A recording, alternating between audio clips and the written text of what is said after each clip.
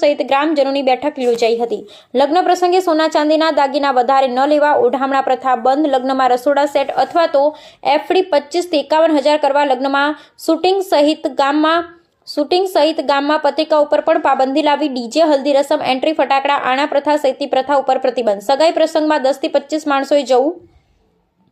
છોકરીઓને મોબાઈલ નહીં આપવો, બોલામણા પ્રથા બંધ, અભિણ બંધ સહિતની તથા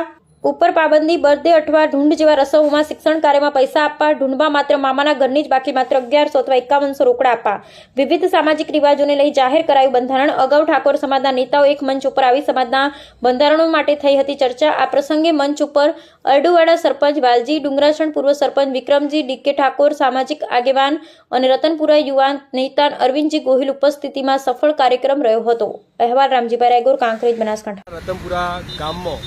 ઠાકોર સમાજના બંધારણ વિશે મિટિંગ કરવામાં આવી, જેમાં ખોટા ખર્ચા અને ખોટા રિવાજો છે, કુરિવાજો છે, તેને બંધ કરવા માટે અને સમાજમાં એક સારી છાપ ઊભી થાય એના માટે આયોજન કરવામાં આવ્યું, જેની અંદર ખોટા ખર્ચા છે, જે લગ્ન પ્રસંગમાં ડીજે બંધ કરવું, પછી ઓઢમણા પ્રથા બંધ કરવી, પછી લગ્ન ખર્ચામાં લગ્નના અંદર જમણવાર હોય એની અંદર 5 કે 6 આઈટમ જ જમણવારમાં રાખવી, માપનો મંડપ બાંધવો અને એ ખર્ચાની બચત કરીને સામે શિક્ષણ માટે ઉપયોગ કરવો તેના વિશે પણ બંધારણમાં નક્કી કરવામાં આવ્યું। બીજા ખર્ચા મરણ પ્રસંગમાં પણ ખોટા ખર્ચા થાય તે પણ બંધ નક્કી કરવામાં આવ્યું અને એની સાથે શિક્ષણ તરફ આ ગામ અને સમાજ વધે તેવા પ્રયત્નો અમે સાથે મળીને કરશું એવું નક્કી કરવામાં આવ્યું। બસ આજે રતનપુરા ગામમાં સમાજ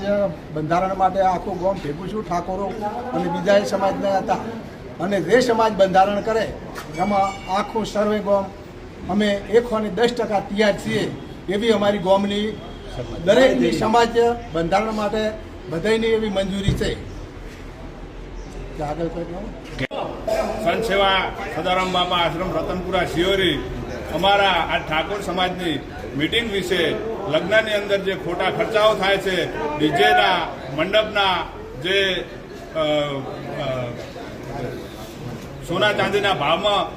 સોનાની અંદર 1,30,000 રૂપિયા, ચાંદીની અંદર 1,50,000 રૂપિયાનો છે, જે આજે અમારી સમાજ મળી અને જે બંધારણ કર્યા એના જે અમુક મુદ્દાઓ નક્કી કર્યા તે પાળવા અમે રતનપુરા ગામ વતી અમારું જે ગામ આજે અહીંયા તત્પર મંદિરની અંદર તત્પર થયું।